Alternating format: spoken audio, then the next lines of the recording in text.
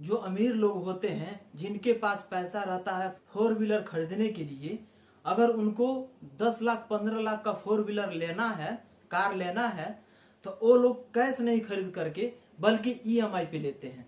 वहीं अगर आपके पास पैसा रहेगा तो सोचेंगे कि अगर हमारे पास 15 लाख का पूंजी है और 15 लाख का कार लेना है तो क्यों नहीं कैश ले लें। अगर कैश लेंगे तो हमको ब्याज नहीं देना पड़ेगा। जबकि आप लोग जानते हैं कि कोई चीज हम फाइनेंस कराते हैं तो उसमें हमको ब्याज देना पड़ता है। तो जब मेरे पास पैसा है ही तो आखिर क्यों हम उसको लोन कराने जाए। और वैसा ही लोग करते हैं, जो लोग धनी लोग को होते हैं जिनके पास पूंजी है 15 लाख 20 लाख रुपया, एक कार खरीदने का मूड बना लिए हैं तो वो लोग कार खरीदने जाते हैं, पैसा रहते हुए भी ईएमआई क्यों कराए। इसके बारे में आप लोग कभी नहीं सोचे हैं। इसी के बारे में हम बताने वाले हैं पूरे डिटेल्स के साथ। आखिर क्यों ईएमआई पे लेते हैं, क्या फायदा होता है, जबकि आपको देखने से इसमें नुकसान दिख रहा है कि हम अगर किसी का फाइनेंस कराते हैं कोई चीज का तो उसमें हमको ब्याज देना पड़ता है, तो नुकसान ही तो हुआ ना। लेकिन उसमें फायदा भी है, और किस प्रकार से फायदा है इसके बारे में थोड़ा सा समझ लीजिए, वीडियो लास्ट तक देखिए। आगे बढ़ने से पहले आपको छोटा सा रिक्वेस्ट है कि अभी तक मेरे चैनल को सब्सक्राइब नहीं किया तो सब्सक्राइब कर लीजिएगा और बेल आइकन को प्रेस कर लीजिएगा ताकि सब नोटिफिकेशन आप लोग को मिलता रहेगा। एक तो सबसे पहले आप जान लीजिए कि जो लोग नॉर्मली होते हैं, जो एक एक पैसा इकट्ठा करके कुछ डाउन पेमेंट जमा करके कार ले लेते हैं ईएमआई पे, तो हमेशा अपनी जिंदगी में परेशान रहते हैं। लेकिन वही चीज अगर आपके पास 15 लाख रुपया या 10 लाख रुपया है,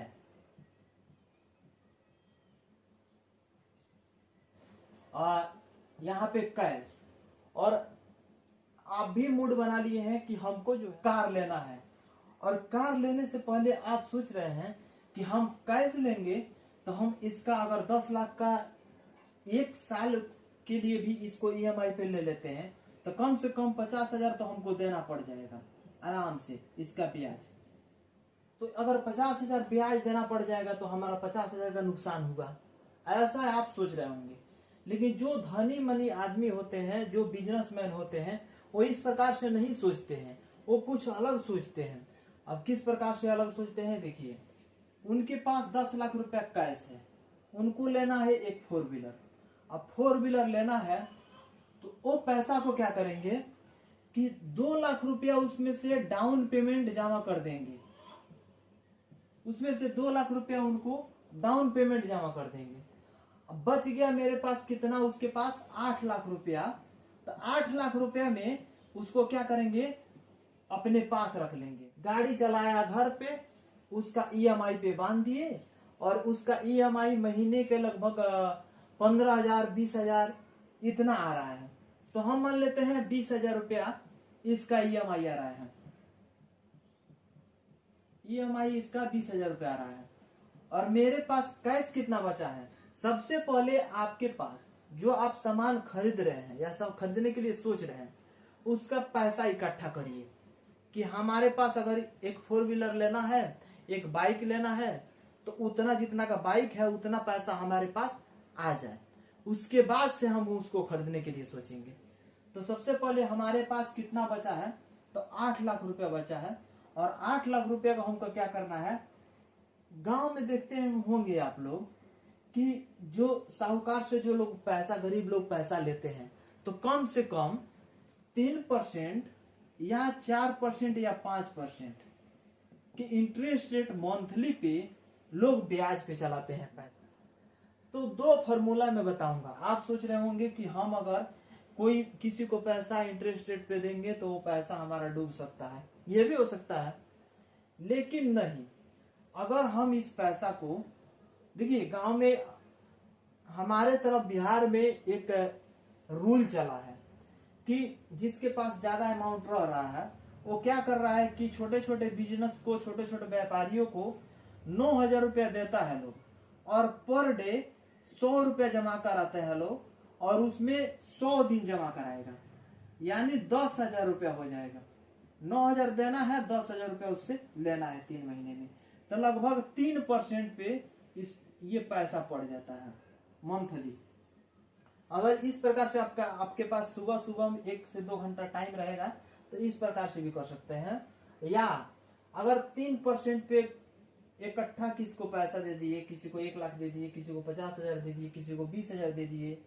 मतलब जितना कम अमाउंट उतना ज्यादा इंटरेस्ट है। जैसे कि आप 1 लाख किसी को दे रहे हैं तो उसमें 3% इंटरेस्ट रेट रख लीजिए।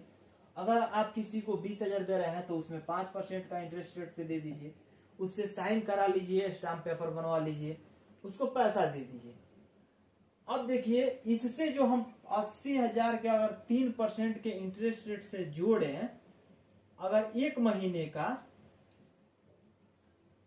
तो ये हो जा रहा है 8 3 का 24। इसमें 3% के इंटरेस्ट रेट मंथली हम जोड़ लें तो 24,000 का महीना हो गया 8 लाख रुपया का।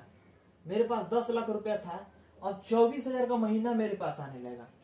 और हमको EMI कितना जमा करना है, तो 20,000 रुपया। अब 20,000 रुपया EMI जमा करना है तो हमारे पास कितना बच रहा है, 4,000। इसका EMI भी चुका दिए 20,000। हर मंथ हमको पेट्रोल डालने के लिए या डीजल डालने के लिए हमको कितना रुपए हर मंथ का बच जा रहा है, तो 4,000 हर मंथ का बच जा रहा है इसका EMI जमा करने के बाद। इस प्रकार से बिजनेसमैन सोचते हैं कि अगर उनके पास कैश पैसा रहेगा ना, तो वो नहीं सोचेंगे कि हम टोटल पैसा को कहीं 4 व्हीलर ले लें या कुछ कर लें। वो लोग क्या करते हैं कि जैसे यही एक फॉर्मूला नहीं है कि आप गांव में पैसा चला लीजिए। एक और फॉर्मूला बताता हूं आप लोगों को।